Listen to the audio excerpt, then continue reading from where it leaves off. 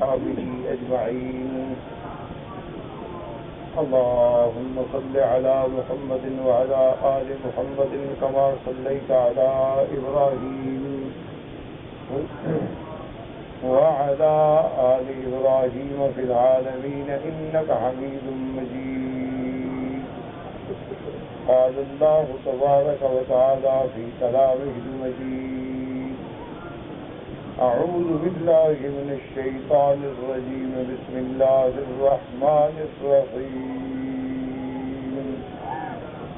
وإن عاقبتم فعاقبوا بمثل ما عوقبتم به ولئن صبرتم لهو خير للصابرين. واصبر وما صبرك إلا بالله ولا تحزن عليهم ولا تك في ضيق مما يمكرون. إن الله مع الذين اتقوا والذين هم محسنون. قال المؤلف والمفسر رحمه الله تعالى: ألا من نفع بعلومه وعلومكم في الدارين آمين. إيران. قال: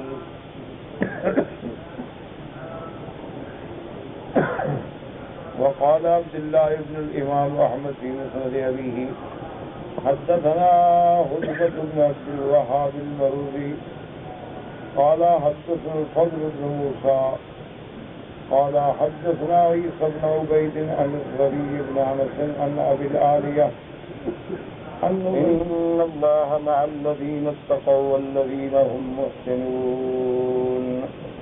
وقال عبد الله بن الإمام أحمد في مسند أبيه: حدثنا هدبة بن عبد الوهاب المروزي قال حدثنا الفضل بن موسى قال حدثنا عيسى بن عبيد عن الزبي بن أنس عن أبي العالية عن أبي بن كعب رضي الله تعالى عنه قال: لما كان يوم أحد قتل من الأنصار 60 رجلا ومن المهاجرين 6. فقال أصحاب رسول الله صلى الله عليه وسلم: لئن كان لنا يوم مثل هذا من المشركين لنمثلن بهم. فلما كان يوم الفتح قال رجل: لا نعرف قريش بعد اليوم. فنادى مناد أن رسول الله صلى الله عليه وسلم قد أمن الأسود والأبيض إلا فلانا وفلانا ناسا سماهم. فأنزل الله تبارك وتعالى: وإن عاقبتم فعاقبوا بمثل ما عوقبتم إلى آخر السورة. فقال رسول الله صلى الله عليه وسلم: نصبر ولا نعاقب. اب مفسر رحمۃ اللہ علیہ فرماتے ہیں کہ حضرت عبداللہ نے جو امام احمد کے بیٹے ہیں انہوں نے اپنے مسند احمد میں یہ روایت نقل کی ہے. حضرت ابی بن کعب رضی اللہ تعالی عنہ فرماتے ہیں کہ احد والے دن قتل من الانصار 60 رجلا، انصار میں سے 60 صحابہ شہید ہوئے، مہاجرین میں سے 6 صحابہ شہید ہوئے. فقال اصحاب رسول اللہ صلی اللہ علیہ وسلم، تو صحابہ نے غصے میں آ کے یہ بات کہی کہ لئن کان لنا یوم مثل ھذا، اگر اللہ نے کبھی ہمیں بھی ایسا دن عطا کیا فتح کا، لنمثلن بہم، ہم بھی مشرکوں کا مثلا کریں گے، یعنی ٹکڑے ٹکڑے کریں گے. اب جب اللہ تبارک و تعالیٰ نے یوم الفتح، فتح مکہ کے موقع پر حضور صلی اللہ علیہ وسلم کو عزت دی، غلبہ دیا کہ حضور 10,000 کا لشکر جرار لے کر تشریف لائے، اور مشرکین مکہ مقابلے کی طاقت بھی نہیں رکھتے تھے، تو یہ موقع تھا اور صحابہ کہہ رہے تھے لا یعرف قریش بعد اليوم، آج ہم ایسی جنگ لڑیں گے کہ قریش کا نام و نشان بھی مٹ جائے گا، اور آج کے بعد قریش کا کوئی جاننے والا بھی نہیں بچے گا۔ لیکن حضور صلی اللہ علیہ وسلم نے حکم دیا اور آپ کے منادی نے اعلان کر دیا کہ حضور نے امان دے دی ہے، ہر گورے کالے کو امان ہے، مگر چند ایک آدمی تھے جن کو امان نہ ملی۔ حضور صلی اللہ علیہ وسلم نے فرمایا کہ اگر وہ کعبۃ اللہ کے اندر بھی ملے تو امان نہیں ہے، ورنہ میرے آقا نے امان کو اتنا عام فرما دیا۔ آپ نے فرمایا من دخل المسجد الحرام فهو آمن، جو آدمی مسجد الحرام میں چلا جائے امان۔ فرمایا من دخل دار ابی سفیان فلہ امان، جو ابی سفیان کی حویلی میں داخل ہو جائے اس کو بھی امان۔ فرمایا کہ من القی السلاح فلہ امان، جو آدمی اپنے ہتھیار پھینک دے اس کو بھی امان۔ من اغلق بابہ، جو اپنا دروازہ بند کر کے گھر بیٹھ جائے اس کو بھی امان۔ فرمایا بوڑھوں کو بھی امان، عورتوں کو بھی امان، بچوں کو بھی امان۔ تو سارے مکے کی گلی گلی میں امان امان امان کا لفظ ہو گیا۔ تو حضور صلی اللہ علیہ وسلم نے انتخاب نہیں دیا، حالانکہ اللہ پاک نے یہ آیت نازل فرمائی تھی کہ جتنا انہیں تکلیف پہنچائی ہے تم بدلہ لے سکتے ہو، لیکن صبر کرو تو وہ بہت اعلیٰ ہے۔ تو حضور نے فرمایا کہ نصبر ولا نعاقب، بھئی ہم صبر کریں گے، اب ہم بدلہ نہیں لیں گے۔ تو حضور صلی اللہ علیہ وسلم نے یہ ایک ایسی مثال قائم فرمائی ہے جو قیامت تک کے لیے امت مسلمہ کا سب سے بڑا اعزاز ہے، سب سے بڑا افتخار ہے کہ دشمن قابو میں ہو، ہاتھ میں ہو، جو چاہے کریں، لیکن حضور فرماتے ہیں انتم الطلقاء، تم سب آزاد ہو اور سب کو امان۔ اور اس کے بعد فرماتے ہیں وَهَذِهِ الْآيَةُ الْكَرِيمَةُ لَهَا أَمْثَالٌ فِي الْقُرْآنِ، اللہ تبارک و تعالیٰ کے قرآن پاک میں اس آیت کے مطابق اور بھی آیات مبارک موجود ہیں۔ فَإِنَّهَا مُشْتَمِلَةٌ عَلَى مَشْرُوعِيَّةِ الْعَدْلِ وَالنَّدْبِ إِلَى الْفَضْلِ، کہ اللہ نے حکم دیا کہ اگر کوئی تمہیں تکلیف پہنچائے تو تم بدلہ لے سکتے ہو، لیکن برابر، اور اگر مہربانی کرو تو پھر اس کا بدلہ سب سے بہتر ہے۔ جیسے فرمایا وَجَزَاءُ سَيِّئَةٍ سَيِّئَةٌ مِثْلَهَا، اگر تمہیں کوئی برائی کرے تو اس کا بدلہ لے سکتے ہو، لیکن فرمایا فَمَنْ عَفَا وَأَصْلَحَ فَأَجْرُهُ عَلَى اللَّهِ، لیکن جو معاف کر دے، جو دشمن کو بھی بھول جائے، اس کا اجر پھر اللہ کے پاس ہے۔ جیسے اللہ فرماتے ہیں وَالْجُرُوحُ قِصَاصٌ، اگر کسی نے کوئی زخم پہنچایا ہے تو آپ بدلہ لے سکتے ہیں۔ جیسے قرآن پاک کی آیت میں النفس بالنفس والعین بالعین والانف بالانف والاذن بالاذن والسن بالسن والجروح قصاص، کہ اگر کوئی بندہ قتل کرے تو بدلے میں قتل ہوگا، اگر آنکھ پھوڑے تو آنکھ پھوڑی جائے گی، کان کاٹے تو کان کاٹا جائے گا، دانت توڑے تو دانت توڑا جائے گا۔ اسی طرح جتنے زخم لگائے اتنا زخم لگایا جا سکتا ہے، لیکن اگر معاف کر دیں تو سبحان اللہ فَمَن تَصَدَّقَ بِهِ فَهُوَ كَفَّارَةُ اللَّهِ، اور جو بندہ معاف کر دے تو اللہ پاک اس کے گناہوں کا کفارہ بنا دیں گے۔ جیسے کہ ان آیت میں فرمایا وَإِنْ عَاقَبْتُمْ فَعَاقِبُوا بِمِثْلِ مَا عُوقِبْتُمْ بِهِ وَلَئِن صَبَرْتُمْ لَهُوَ خَيْرٌ لِلصَّابِرِينَ، کہ اگر تم صبر کرو تو بہتر۔ اب اللہ نے حضور پاک کو خاص حکم دیا وَقَوْلُهُ تَبَارَكَ وَتَعَالَى وَاصْبِرْ وَمَا صَبْرُكَ إِلَّا بِاللَّهِ، تأكيد للأمر بالصبر وإقبال میں أن ذلك لا ينال إلا بمشيئة الله وإعانته وحوله وقوته۔ اللہ نے فرمایا میرا بندی صبر کرو، صبر، اور یہ توفیق صبر بھی اللہ پاک عطا فرماتے ہیں، اللہ کی مشیت سے، اللہ کی مدد سے، اللہ تبارک و تعالیٰ کی قوت سے یہ مقام ملتا ہے۔ اور اس کے بعد فرمایا وَلَا تَحْزَنْ عَلَيْهِمْ وَلَا تَقُ فِي ضَيْقٍ مِّمَّا يَمْكُرُونَ. اللہ نے فرمایا میرا محبوب اگر یہ اسلام نہیں لاتے آپ غم کیوں کرتے؟ کیونکہ حضور کو بہت دکھ ہوتا، خاص طور پہ کہ قریش ایمان نہ لائیں، رشتے دار ایمان نہ لے آئے. حضور جانتے تھے کہ کافروں کا انجام جہنم ہے، اور حضور رحمت للعالمین ہے، وہ کسی کو جہنم میں جلتا ہوا تو نہیں دیکھتے. اسی لیے حدیث مبارک میں ہے کہ جب اللہ نے قرآن مقدس میں سورۃ والضحیٰ میں یہ آیت اتاری وَلَسَوْفَ يُعْطِيكَ رَبُّكَ فَتَرْضَىٰ کہ محمد مصطفیٰ صلی اللہ علیہ وسلم اللہ نے فرمایا کہ میرے حبیب ہم آپ سے وعدہ کرتے ہیں ہم آپ کو اتنا دیں گے کہ آپ کو راضی کر دیں گے. جب یہ آیت نازل ہوئی تو سیدنا علی رضی اللہ تعالیٰ عنہ نے فرمایا ان هذه الآیۃ لأرجى آیۃ فی القرآن. حضرت علی رضی اللہ تعالیٰ عنہ نے فرمایا کہ یہ آیت مبارک جو ہے سب سے زیادہ امید دلانے والی آیت ہے. صحابہ نے پوچھا کیسے؟ فرمایا اللہ نے وعدہ کیا ہے میرے محبوب کو قیامت میں راضی کرنے کا، اور میرا محبوب تو اس وقت تک راضی نہیں ہوں گے جب تک ساری امت کو چھڑا نہیں لیں گے. تو اس لیے فرمایا کہ یہ بڑی رحمت والی آیت ہے کہ اللہ پاک نے اپنے حبیب کو راضی فرمانا ہے، اور حضور تو راضی تبھی ہوں.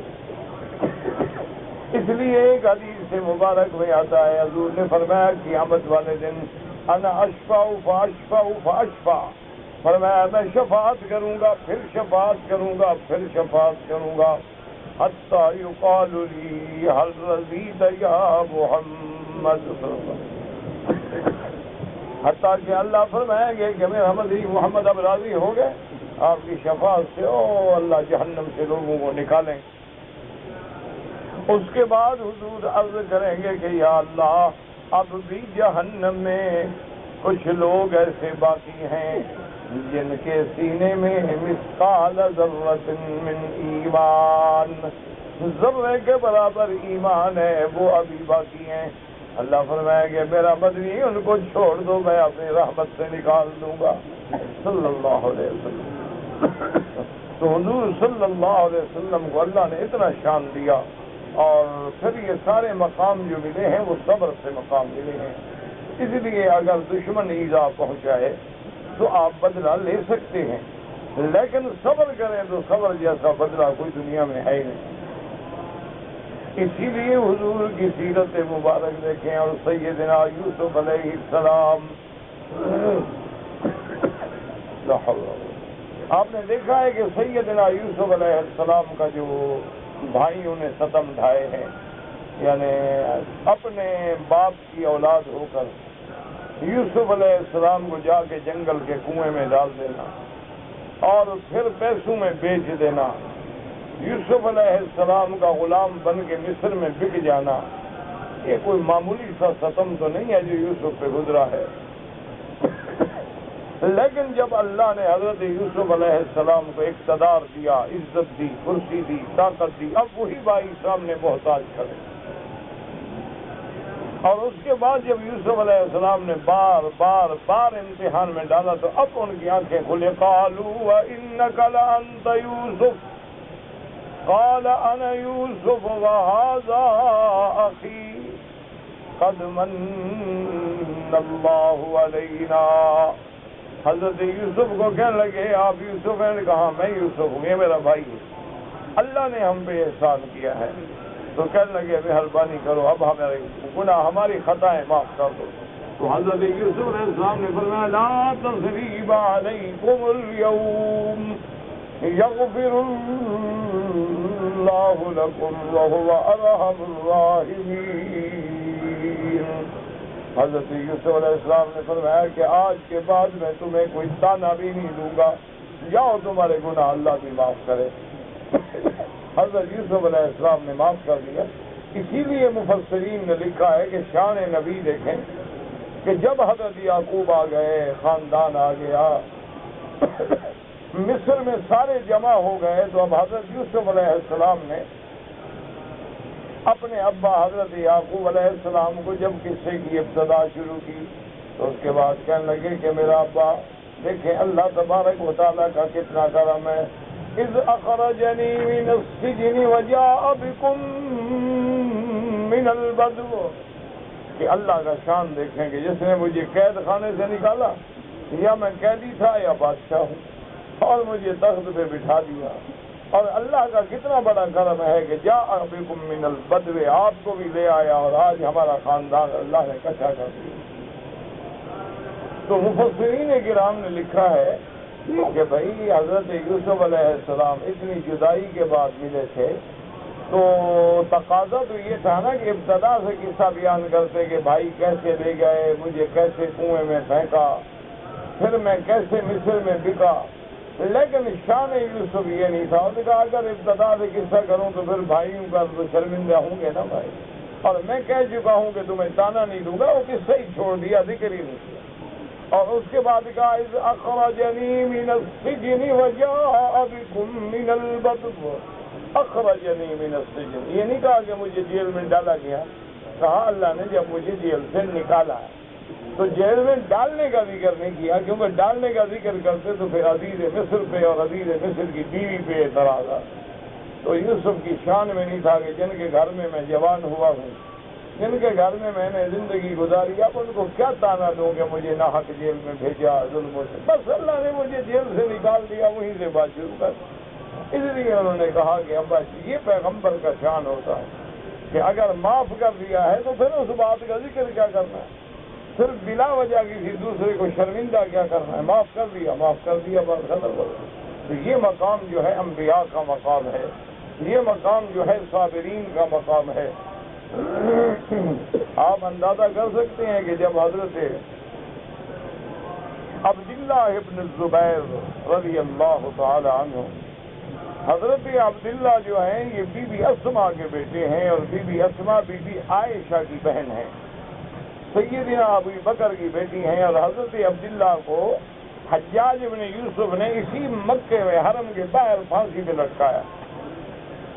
آپ اندازہ کر سکتے ہیں کہ اس ماں پہ کیا گزری ہوگی جس کا بیٹا سامنے پھانسی پہ لٹکا ہوا، اور بیٹا بھی عبداللہ ابن زبیر جیسا ہو۔ تو بی بی اسماء بوڑھی ہو گئی تھی، تو لکڑی ٹیک کے آئیں اور اس منظر کو دیکھا اپنی آنکھوں سے کہ بیٹا پھانسی پہ لٹکا ہوا۔ جب قریب آئی تو کہنے لگی اچھا ابھی تک میرا سوار گھوڑے پہ سوار ہے، ابھی تک نیچے نہیں اترا؟ اتنا حوصلہ ہے۔ حجاج سامنے آ گیا، اس نے کہا کہ اسماء دیکھو آج میں نے عبداللہ ابن زبیر کا کیا انجام کیا ہے۔ اس نے کہا افسدت دنیا ہو وَأَنَّهُ أَفْسَدَ آخِرَتَكَ، اس نے کہا بدبخت کیا کیا ہے تو نے میرے بیٹے کی دنیا خراب کی، اس نے تیری آخرت برباد کر دی، یہ تو وقتی تکلیف ہے، تو ہمیشہ جہنم میں رہے گا۔ تو اس لیے انہوں نے کہا بات کیا ہے، لیکن مقام صبر ہے نا بیوی کا کہ بیٹا سامنے سولی پہ کھڑا ہے اور کوئی پرواہ نہیں کہ جب اللہ کے لیے ہے تو سب ٹھیک ہے۔ اس لیے فرماتے ہیں وَاصْبِرْ وَمَا صَبْرُكَ إِلَّا بِاللَّهِ وَلَا تَحْزَنْ عَلَيْهِمْ وَلَا تَكُ فِي ضَيْقٍ مِّمَّا يَمْكُرُونَ وَلَا تَحْزَنْ عَلَيْهِمْ وَلَا مَنْ خَالَفَكَ، میرا محبوب جو تیری مخالفت کرتے ہیں غم نہ کرو، یہ بھی اللہ کے فیصلے ہیں۔ اللہ چاہے تو سب کو تیرا غلام بنا دے، اللہ چاہے تو سب کو مسلمان بنا دے، اللہ چاہے تو سب کو صدیق بنا دے، لیکن پھر صدیق کا مقام کیا ہوگا جب سامنے ابو جہل نہ ہو؟ روشنی کی کیا قیمت ہوگی اگر رات کا اندھیرا نہ ہو؟ اور حق کی کیا پہچان ہوگی اگر سامنے باطل نہ ہو؟ یہ اس کا نظام ہے، آپ غم نہ کیا کریں۔ وَلَا تَكُ فِي ضَيْقٍ، غم میں نہ پڑے، مِمَّا يَمْكُرُونَ، جو دشمن تدبیریں کرتے ہیں آپ کو نقصان پہنچانے کی فکر نہ کریں۔ اے مما یجدون انفسهم بعداوتک وایصال الشر الیک فإن اللہ کافیک وناصرک ومؤیدک ومظہرک ومنصرک بہم، میرا محبوب آپ ان کے تدبیروں سے نہ ڈریں، ان کے شر سے نہ ڈریں، تیرا رب تجھے کافی ہے، تیرا اللہ تیری مدد کرنے والا، تیری تائید کرنے والا، تجھے غالب کرنے والا، تمہاری مدد کرنے والا ہے۔ ان اللہ مع الذین اتقوا والذین هم محسنون۔ یاد رکھیں یہاں اللہ نے دو شرطیں بیان کی ہیں۔ اللہ نے فرمایا میری معیت نصرت ان لوگوں کے ساتھ ہے جن میں تقویٰ بھی ہو، احسان بھی ہو۔ تقویٰ کا معنی محرمات سے بچنے والے، محسن کا معنی فعل خیرات کرنے والے، گناہوں سے بچنے والے، اعمال صالحہ پہ جمنے والے۔ یہ دو باتیں ہوں گی تو پھر میری نصرت، میری مدد تمہارے ساتھ ہوگی۔ اس لیے اللہ نے ہر جگہ یہ فرمایا انتم الاعلون ان کنتم مؤمنین۔ اللہ نے فرمایا میرا محبوب اپنی امت کو بتلا دیں کہ تم کامیاب ہو، لیکن پہلے مومن تو بنو۔ اگر ایمان نہ ہو تو پھر کامیابی کس بات؟ کان حقا علینا نصر المؤمنین۔ اللہ نے فرمایا ہم پر مومنوں کی مدد ہم نے اپنے اوپر خود واجب کر دی، لیکن شرط یہ ہے کہ تم پہلے مومن بنو۔ انا لننصر رسلنا والذین آمنوا، ہم اپنے پیغمبر اور پیغمبروں پر ایمان لانے والوں کی مدد کرتے ہیں۔ سچے مومن تم بن جاؤ اور نصرت اللہ کی آ جائے گی۔ اسی لیے اقبال نے کہا تھا نا فضائے بدر پیدا کر، وہ کہتے ہیں بدر والی فضا پیدا کرو، فرشتے تو اب بھی اتر سکتے ہیں، لیکن اگر ہمارے اندر وہ ایمان نہ ہو، وہ فضائے بدر نہ ہو اور کہیں کہ جی فرشتے کیوں نہیں آتے، ہمارے گھر میں شیطان بھرے ہوئے ہوں اور امید کریں فرشتوں کے آنے کی۔ جس گھر میں حدیث مبارک ہے کہ جس گھر میں فوٹو ہو یا کتا ہو فرشتہ نہیں آتا۔ ہمارے گھر تو فوٹو نہیں، فوٹوؤں سے گھر بنے ہوئے ہیں، گھر بھرے ہوئے نہیں ہیں بلکہ گھر فوٹوؤں سے بنے ہوئے ہیں۔ رسالہ اٹھاؤ فوٹو، اخبار اٹھاؤ فوٹو، کوئی کتاب اٹھاؤ فوٹو، جہاں دیکھو ادھر دیکھو ادھر دیکھو، آگے پیچھے اوپر نیچے سب فوٹو فوٹو فوٹو۔ تو کہاں فرشتے کیا کرنے آئیں گے یہاں؟ تو جب فرشتے رحمت کے نہیں آئیں گے تو گھروں میں عذاب ہوگا، اور کیا رحمت کہاں سے آئے گی؟ یہی کبھی فساد ہوگا، کبھی جھگڑے ہوں گے، کبھی زنا ہوگا، کبھی شراب ہوگا، کبھی قتل ہوگا، کبھی خون ریلیاں ہوں گی، کبھی عشق ہوں گے، کبھی معاشقے ہوں گے، کبھی کلب ہوں گے، کبھی ڈانس ہوں گے۔ یہ ہوگا جو ہو رہا ہے دیکھ رہے ہیں۔ اللہ کی مدد تو آتی ہے لیکن شرط ہے ان اللہ مع الذین اتقوا والذین هم محسنون، معهم بتأییدہ ونصرہ ومعونتہ وہدیہ وسعیہ وہذہ معیت خاصہ۔ اللہ نے فرمایا میری تائید، میری نصرت، میری مدد اور میں تمہیں رستہ دکھاؤں، یہ خاص معیت تب حاصل ہوگی جب دو شرطیں ہوں گی۔ جیسے اللہ نے فرمایا یوحی ربک الی الملائکۃ انی معکم فثبتوا الذین آمنوا، جیسے اللہ نے فرمایا تھا فرشتوں کے میں تمہارے ساتھ ہوں، مومنوں کو تم جماؤ۔ اور جیسے اللہ نے فرمایا حضرت موسیٰ علیہ السلام کو لا تخافا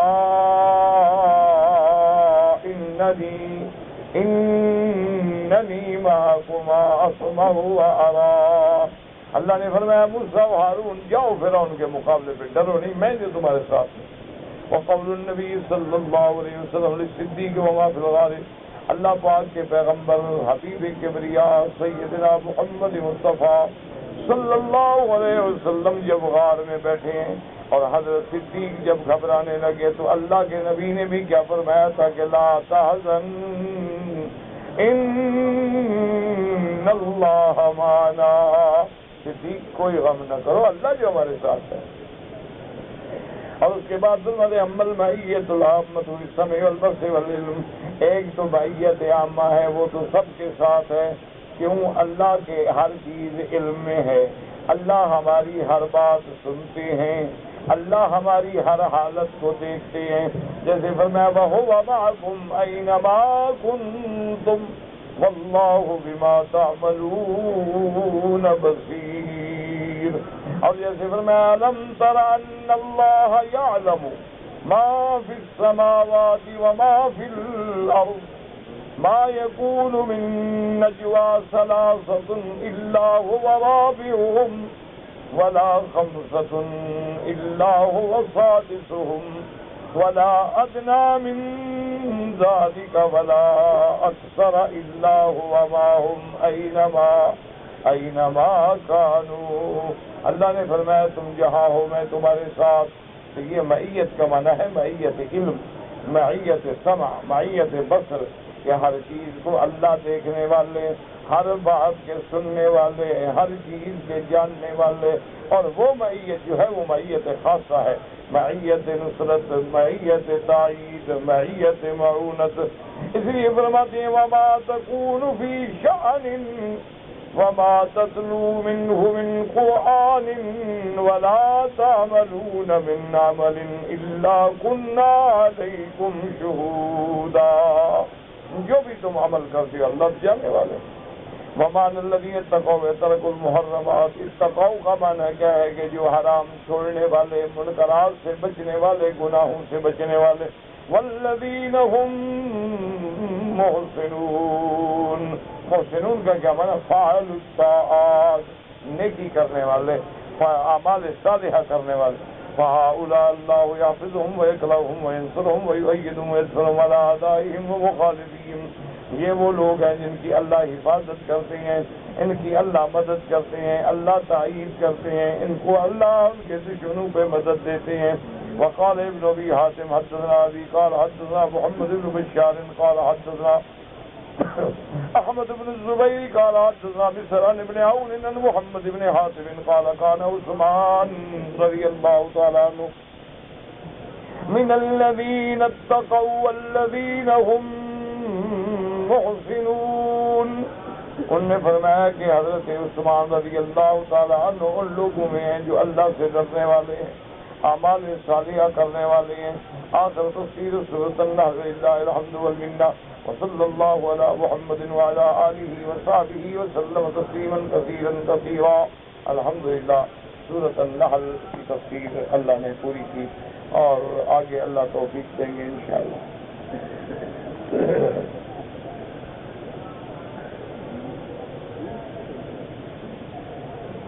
کہتے ہیں جی کہ میں نے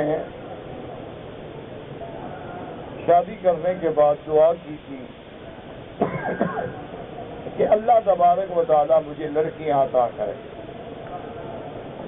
تو کہتا ہے شادی ہو گئی، 5 سال ہو گئے، اب میرے تو 7 سال ہو گئے، 5 لڑکے ہیں، لڑکی نہیں ہوئی، کیا راز ہے؟ اللہ سے پوچھنا، مولوی مکی کو کیا بتائیں؟ لڑکا لڑکی اللہ دیتا ہے تو راز کا پتہ بھی اللہ کو ہے. یہب لمن یشاء اناثا ویہب لمن یشاء الذکور. اللہ فرماتے ہیں میں جس کو چاہوں لڑکیاں دوں، جس کو چاہوں لڑکے دوں، جس کو چاہوں جوڑے دوں، جس کو چاہوں کچھ بھی نہ دوں. یہ اللہ کا نظام ہے.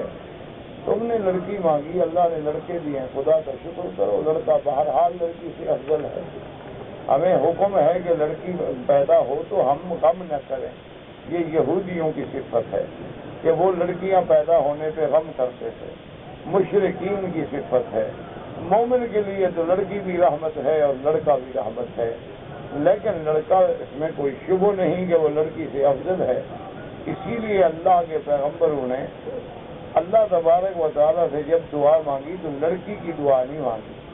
حضرت زکریہ علیہ السلام نے جب دعا مانگی اذ نادى ربه نداء خفيا قال رب اني وهن العظم مني واشتعل الراس شيبا، تو آپ نے دعا مانگی تھی اللہ مجھے لڑکا عطا فرما. تو اللہ پاک نے بشارت دی کہ یا زکریا انا نبشرک بغلام اسمہ یحییٰ لم نجعل له من قبل سمیا. اسی طرح آپ دیکھیں کہ مریم نے امرات عمران نے جو منت مانی تھی وہ بھی لڑکے کی مانی تھی کہ انی نذرت لک ما فی بطنی محررا فتقبل منی انک انت السمیع العلیم. لیکن جب پیدا ہوا تو بیوی مریم لڑکی تھی. فلما وضعتها قالت رب انی وضعتها انثى. یا اللہ اب یہ تو لڑکی ہے، بہرحال لڑکی لڑکے کا مقابلہ تو نہیں کر سکتی، لیکن میں اپنی منت سے قائم ہوں۔ تو لہذا پیغمبروں نے لڑکے کی دعا مانگی ہے، لڑکی کی تو دعا مانگی ہی نہیں، تو تم بھی اتباع پیغمبر کرتے۔ بہرحال باقی اللہ کی مرضی ہے، جو تمہیں دیا ہے تو شکر کرو۔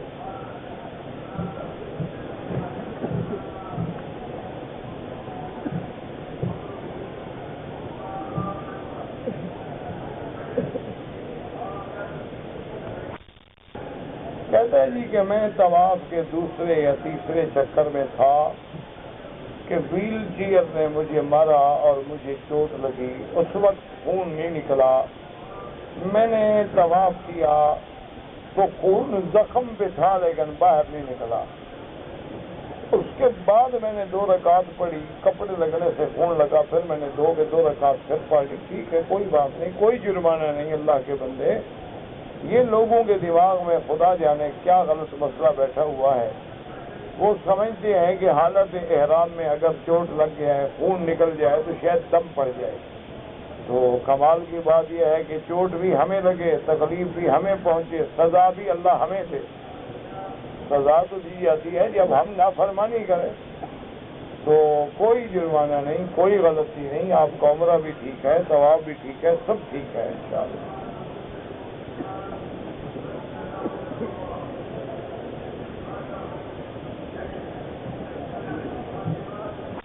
آدمی نے عصر کی نماز ہے یا کوئی بھی نماز، مثلاً ظہر کی نماز ہے، 4 رکعت سنت شروع کر دی، ابھی وہ پڑھ رہا ہے، 2 رکعت سے سلام پھیر دیں اور جماعت میں مل جائیں، اور ظہر کی نماز پڑھنے کے بعد پہلے 2 رکعت نماز جو بعد والی سنت ہے وہ پڑھیں، پھر جو پہلی چھوٹ گئی ہے 2 رکعت وہ پڑھیں، کوئی مسئلہ نہیں، کوئی مشکل نہیں۔ کہتے ہیں جی کہ میں اپنی طرف سے غریبوں کا، یتیموں کا، مساکین کا، بیوگان کا کافی خیال کرتا ہوں، ان کی مالی مدد بھی کرتا ہوں، لیکن زکوٰۃ صحیح گنتی کر کے نہیں دی، یہ بہت بڑی غلطی ہے آپ کی۔ مدد کرنا تو نفلی عبادت ہے، زکوٰۃ تو اللہ کا فرض ہے، وہ تو ہم نے ہر حال میں دینا ہے، تو اس لیے آپ جو ہے نا باقی دیکھیں جی اب گنتی تو کوئی بھی نہیں کر سکتا۔ مثلاً میرا ایک کاروبار ہے، اب کیا پتا کاروبار میں آج کیا ہے، رات کیا ہے، کل کیا ہے، پرسوں کیا ہے۔ مثلاً میں نے کپڑا خریدا تھا، اس وقت ریٹ 10 ریال تھا، اب اس کا ریٹ 12 ریال ہو گیا، یا میں نے 10 کا خریدا تھا اب 9 ریال ہو گیا، تو ہوتا رہتا ہے اپ ڈاؤن۔ ایک جنرل اندازہ کر لیتا ہے آدمی کہ میرے پاس تقریباً 2 لاکھ ہے، تو پھر بھی 2.25 لاکھ کا حساب کر کے زکوٰۃ دے دیں تاکہ زیادہ نکلے کم نہ نکلے۔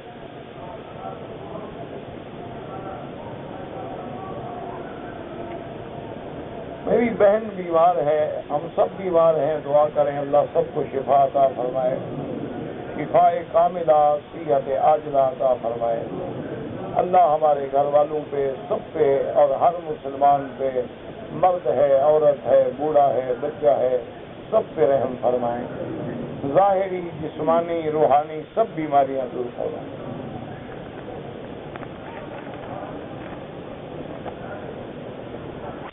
آدمی ہوں، میری بیوی کبھی میرے پاس رہتی ہے اور کبھی گاؤں میں والدین کے ساتھ رہتی ہے، ان کی خدمت کرتی ہے۔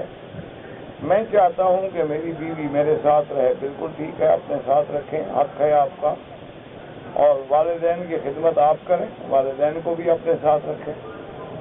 بیوی کو ساتھ رکھنے کا فکر ہے تو والدین کو ساتھ رکھنے کا فکر کیوں ہے؟ ایک ہی جگہ رکھو، تم بھی خدمت کرو، تمہاری بیوی بھی خدمت کرے، تاکہ حق ادا ہو۔ باقی میں دوسری شادی کرنا چاہتا ہوں، بالکل کر لیں، جس نے کرنا ہو بلا مولوی مکی سے پوچھنے آتا ہے، میں لکھ دیتا ہوں، تم کبھی بھی نہیں کرو۔ جو کرتے ہیں وہ مولوی مکی سے مسئلہ نہیں پوچھتے، وہ کر کے بعد میں پوچھتے ہیں، اور جنہوں نے نہ کرنا ہو بھی جی کر لوں، جی کر لوں، تمہاری مرضی ہے بھائی، اللہ نے اجازت دی ہے، بات ختم۔ کشمیر میں یا فلسطین میں جو لوگ اپنی جان پہ کھیل جاتے ہیں، اور کیا کریں، کوئی رستہ ہو تو تم بتاؤ کیا کریں؟ تم رستہ بتا دو تو پھر مسئلہ بھی بن جائے گا، اگر رستہ نہ ہو تو کیا کرو؟ ایک کافر ہے، اس کے پاس قوت ہے، طاقت ہے، آگے ایک مظلوم ہے، اس کے پاس جان ہے، وہ جان کی بازی ہی لگا سکتا ہے اور کیا کر سکتا ہے؟ اللہ ان کی قربانیاں قبول کرے۔ میرے والد بیمار رہتے ہیں، اللہ سب کو شفا عطا فرمائے۔ اللہم اشفنا واشف مرضانا ومرضی المسلمین۔ کہتے ہیں جی میں نے 10 سال تک آپ کو گالیاں دی ہیں، اب آپ کا میں درس سنتا ہوں تو مجھے معاف کر دیں، معاف کیا جائے۔ آپ کوئی رہ گئی ہوں تو وہ بھی دے دیں، وہ بھی معاف۔ یہ کوئی مسئلہ نہیں ہے بابا، اچھی بات ہے، تم نے اچھی بات۔ شریعت کا حکم یہی ہے کہ اگر کسی کو برا کہو، غیبت کرو، گالی دو تو اس سے معافی مانگو۔ تم نے بہت اچھا کیا، دنیا میں معافی مانگ لی، بات ختم ہو گئی، ہم نے معاف کیا۔ کہتے ہیں جی کہ دعوت اور تبلیغ کا طریقہ ہمیں کیسے آئے گا؟ میرا بھائی، قرآن پاک میں سارے انبیاء علیہ السلام کی دعوت ہی دعوت ہے۔ حضرت نوح نے کیسے دعوت دی، حضرت صالح نے کیسے دعوت دی، حضرت ہود نے کیسے دعوت دی، سارا قرآن بھرا ہوا ہے۔ آپ اس کو پڑھیں، تفسیریں پڑھیں، تراجم پڑھیں، انشاءاللہ وہی جو طریق انبیاء ہے وہی طریقہ ہے کامیابی کا۔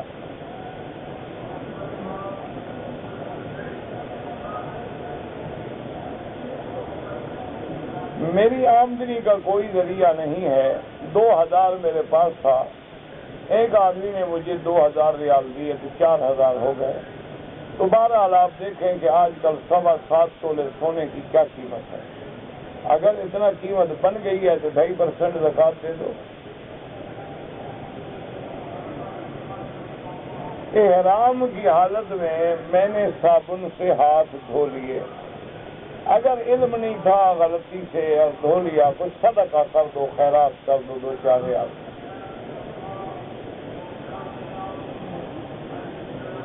عمرے کے بعد میں نے جب اس طرح پھروایا تو حجام نے صابن والا ہاتھ میرے سر پہ پھیرا، کوئی آدمی اللہ قبول کرے۔ یہاں اکثر حجام جانتے ہیں وہ صابن تو ہوتا ہے، خوشبو نہیں ہوتی۔ اگر میں اپنی بیوی کا ہاتھ پکڑ کے اس کو طواف کراؤں کوئی حرج نہیں، لیکن اگر تم دونوں نوجوان ہو تو پھر نہ پکڑو ہاتھ، زیادہ خطرہ ہے تو کپڑا پکڑ لے، ورنہ انسان ہے، کہیں حالت طواف میں کوئی غلط خیالات دماغ میں نہ آ جائیں۔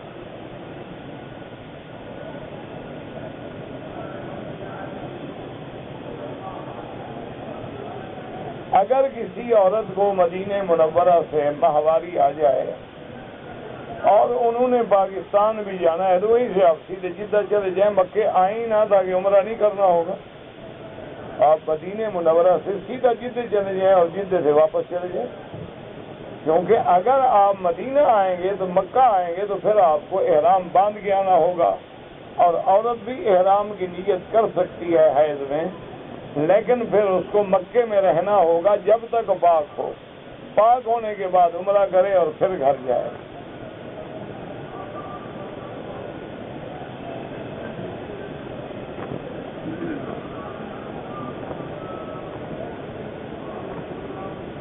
ایک آدمی کا نکاح ہوا، حق المہر 2000 مقرر کیا، لیکن بیوی کو نہیں دیا، فوراً ادا کرو، یہ حقوق العباد ہے، فوراً ادا کرو۔ لڑکی کا والد ہے، لڑکے کا والد کیوں دے؟ لڑکا دے، جہاں سے لائے شادی کرتا ہے تو عقل مار کیوں نہیں کرتا ہے؟ مزدوری کرے، کمائے سے۔ اگر ایک آدمی مکے میں رہتا ہے اور اس کو کبھی عمرہ کرنا ہو تو حد حرم سے باہر جا کے احرام باندھے گا۔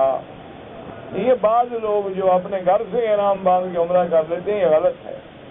گھر سے احرام باندھنے کا حکم صرف حج کے لیے ہے کہ جب حج پہ جاؤ گے تو اب ہر مکے والا اپنے گھر سے احرام باندھ کے مکے میں نہ جائے گا، لیکن اگر عمرہ کرنا ہے تو حد حرم سے باہر جانا ضروری ہے.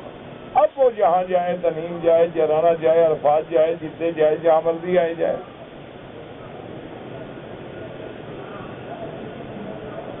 کہتے جی کہ بعض بینک جو ہیں وہ اسلامی طریقوں پہ چلتے ہیں، ان میں آپ بالکل اپنے پیسے بھی رکھیں، ان کے ساتھ تجارت بھی کریں، ان کی مدد بھی کریں، تاکہ ایسے بینک کامیاب ہوں گے تو رواج ہوگا نا.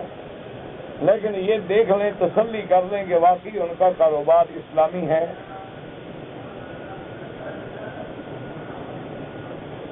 کہتے جی حرم شریف میں نسوار لے آنا یا پان لے آنا بالکل ناجائز ہے. یہ گندی چیزیں جو ہیں بالکل لے کے مسجد میں نہ ہیں.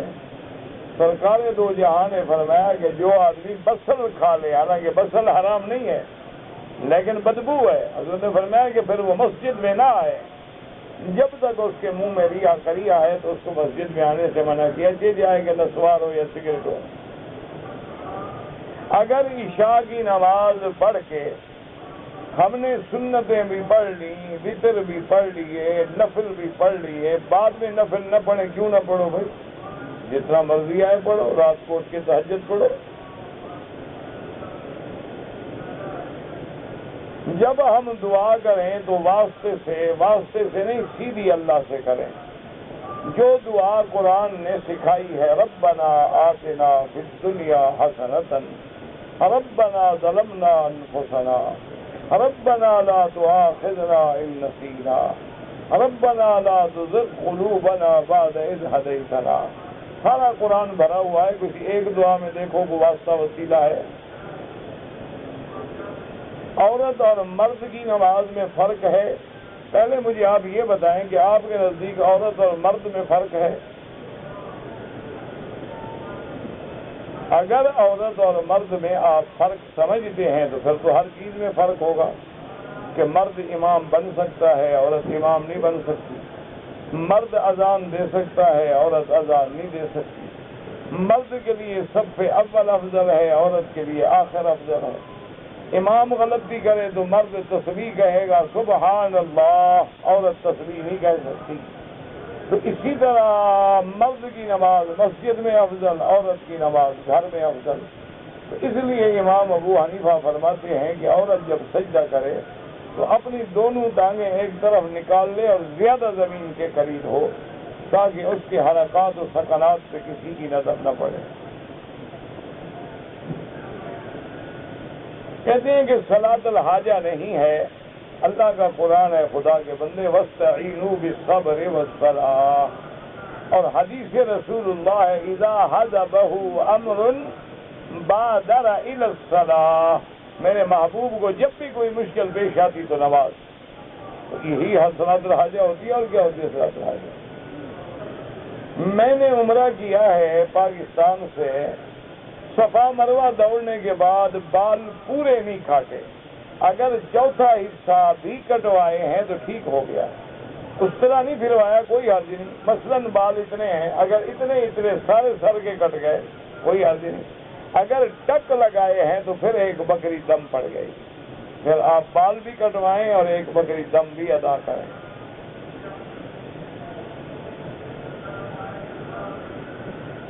کہتے جی حضور نے فرمایا تھا کہ میری امت میں 30 دجال پیدا ہوں گے جو جھوٹا نبوت کا دعویٰ کریں گے.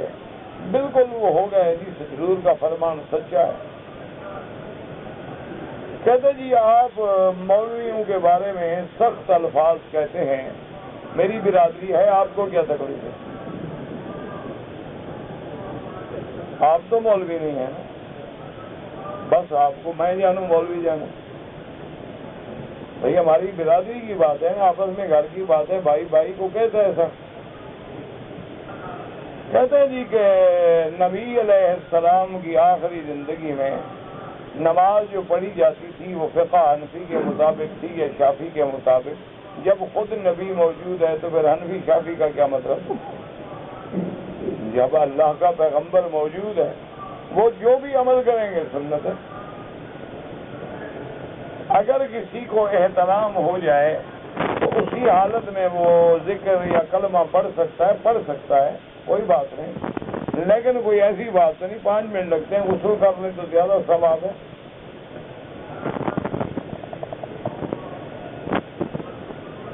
میں اور میری والدہ عمرے کے لیے آئے تھے، لیکن ہم نے راستے میں احرام نہیں باندھا، احرام مسجد عائشہ سے باندھا، تو ایک ایک بکری دم ادا کریں۔ کہتے جی کہ ہمیں کسی بزرگ سے بیعت کرنی چاہیے۔ ہاں بالکل، اگر وہ بزرگ سنت رسول کے مطابق ہیں اور ان کا عقیدہ صحیح ہے، عمل صحیح ہے، بالکل ان سے تعلق رکھیں۔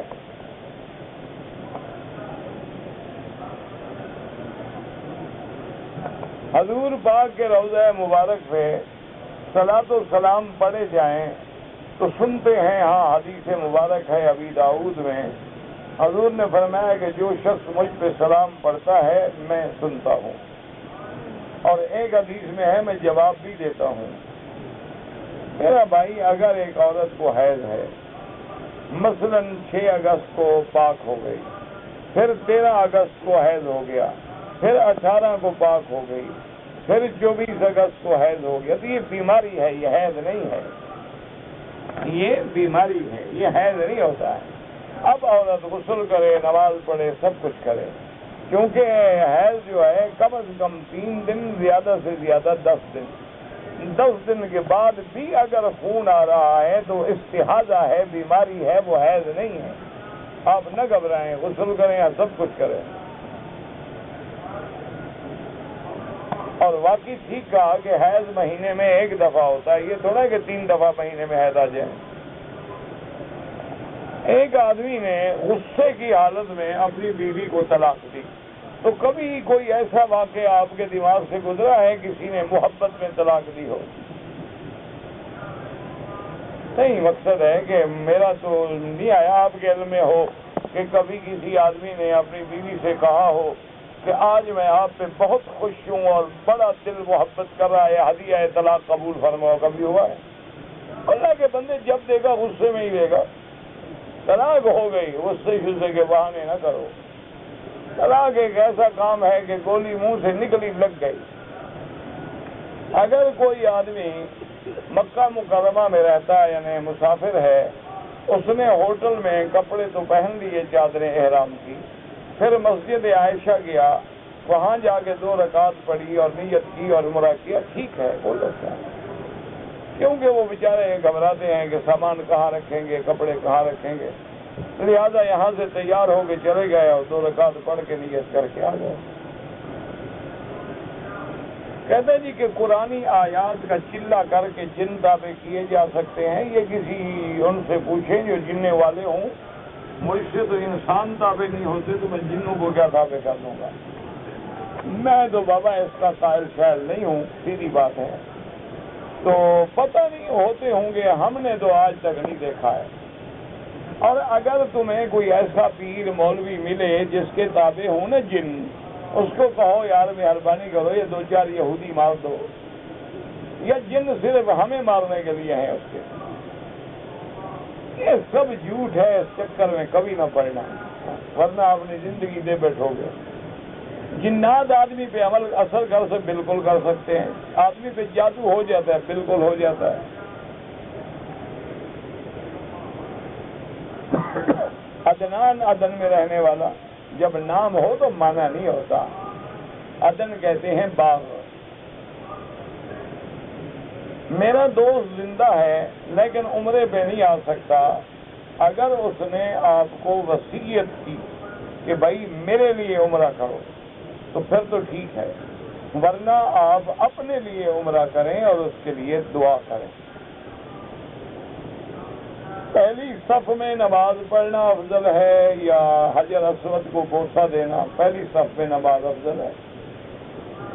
اگر آدمی ایک جگہ پر مصلی چھوڑ جائے تاکہ جگہ پہ قبضہ رہے، یہ ناجائز ہے۔ مسجد اللہ کی ہے اور جو آ گیا اس کا حق ہے۔ کہتے ہیں جی کہ عورتیں نماز جنازہ پڑھ سکتی ہیں۔ اللہ کے بندے، اگر عورت مر جائے تو ہم مرد اس کا نماز جنازہ پڑھ سکتے ہیں، تو اگر ہم مر جائیں تو وہ کیوں نہ پڑھیں؟ مسئلے کو سمجھا کرو، کہ عورت کے لیے نماز جنازہ پڑھنا ضروری نہیں کہ گھر سے جنازہ پڑھنے کے لیے آئے، منع ہے نہ آئے، لیکن اگر وہ مسجد میں موجود بیٹھی ہے اور جنازہ کھڑا ہو گیا تو کیوں نہ پڑھے بھائی؟ یہ کیا مسئلہ ہے؟ اگر ایک عمرہ میں 10 آدمیوں کے لیے کروں وہ نہیں ہوتا، ایک کے لیے۔ جو لوگ طواف میں چیخ چیخ کے دعائیں کرتے ہیں بالکل منع ہے، ناجائز ہے۔ اللہ نے منع کیا انہ لا یحب المعتدین۔ دعا کا معنی ہی یہ ہوتا ہے کہ تیرے اور تیرے رب کے درمیان ہو۔ ادعوا ربکم تضرعا وخفیۃ۔ نیاز کرنا صحیح ہے، یہ جو آج کا رواج ہے بالکل ناجائز ہے۔ ہاں اللہ کے نام پہ خیرات کرو پھر ٹھیک ہے، لیکن ہمارے ہاں تو ماشاءاللہ چونکہ جمہوری دور ہے، کہتے ہیں نیاز برائے صدقہ برائے خدا اور نیاز برائے حسین۔ یہی تو شرک ہے کہ اللہ اور حسین کو ملا دیا۔ میں اپنی ماموں کی بیٹی سے شادی کرنا چاہتا ہوں، میری ماں بہن سب راضی ہیں، والد راضی نہیں ہوتے، والد کو راضی کرو۔ جب والد موجود ہیں تو سب سے زیادہ حق والد کا ہے۔ عورتوں کو تو تم نے ڈرا کے راضی کر لیا ہوگا نا، جب تک والد راضی نہ ہو نہ کرو۔ اگر احرام کی حالت میں 2 آدمی ہیں، دونوں نے طواف کر لیا، صفا مروہ دوڑ لیا، ایک دوسرے کے بال کاٹیں بالکل جائز ہے۔ اگر آدمی خود اپنے بالوں پہ اس طرح پھیر دے وہ بھی جائز ہے۔ اگر کوئی بال حالت احرام میں گر جائے کچھ بھی نہیں ہوتا۔ چھوٹا یا بڑا عمرہ عصر کے بعد نفل نہ پڑھیں۔ اگر عصر کی نماز پڑھی ہے اس کے بعد نیت کر لیں، کوئی 2 رکعت پڑھنے کی کوئی ضرورت نہیں۔ اگر آپ مسافر ہیں، حرم ہو یا غیر حرم، نماز قصر پڑھیں گے۔ مریم بوٹی اور روغن بلسان کے بارے میں کسی حکیم سے پوچھیں، اس کا مولوی سے کیا تعلق؟ خوشبو لگانا جائز ہے، بالکل جائز ہے۔ اگر پرفیوم میں الکحل ہو تو نہ لگائیں۔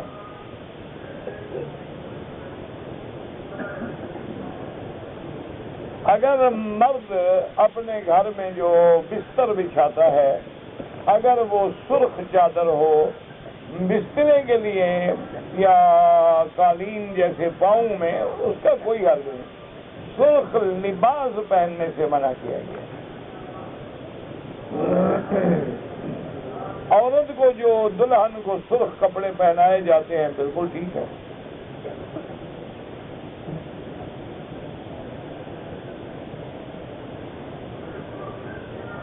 کہتے ہیں جی کہ اللہ والوں نے تو گناہ نہیں کیے ہوتے، ان پہ مشکلات کیوں آتی ہیں؟ ان کے درجات بلند کرنے کے لیے۔ گناہ گاروں پہ آتی ہیں گناہ مٹانے کے لیے، اللہ والوں پہ آتی ہیں ان کے درجات کو اور بلند کرنے کے لیے۔ مغرب کی نماز سے پہلے حنفی مسلک میں کوئی نفل نہیں۔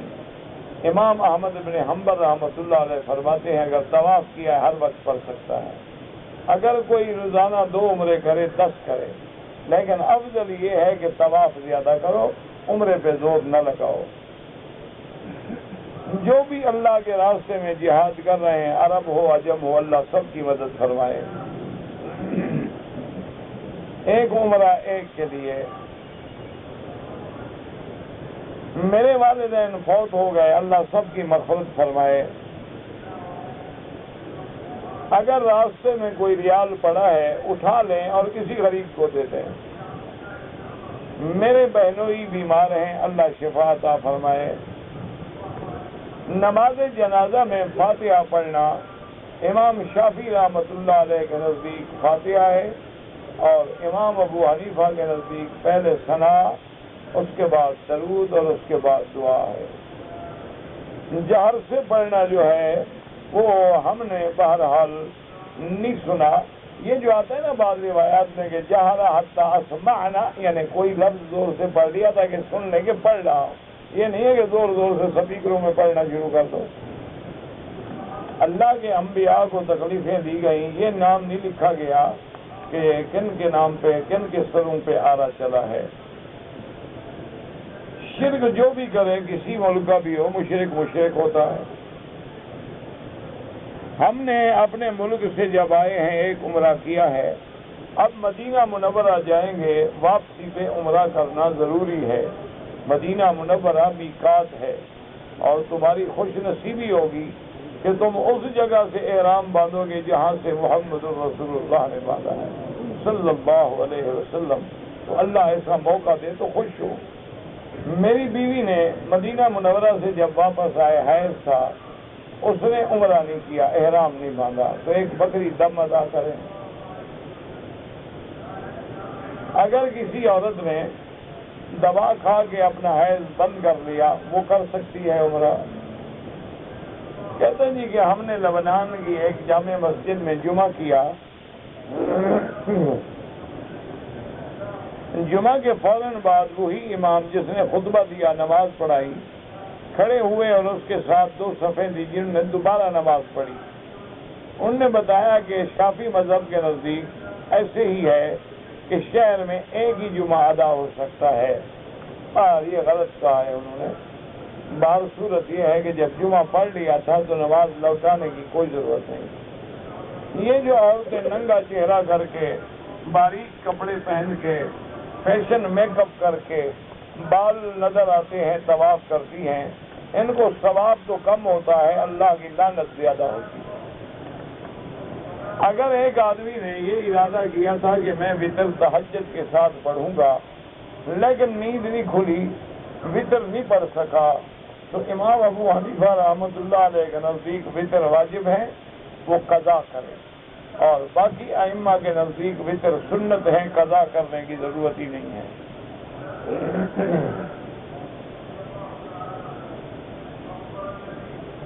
خواب کی تعبیر کا کسی ایسے آدمی سے پوچھیں جن کو تعبیر سے واقفی ہے، تو مجھے نہیں پتا ہے۔ امام کے ساتھ مکبر کیوں ہوتا ہے؟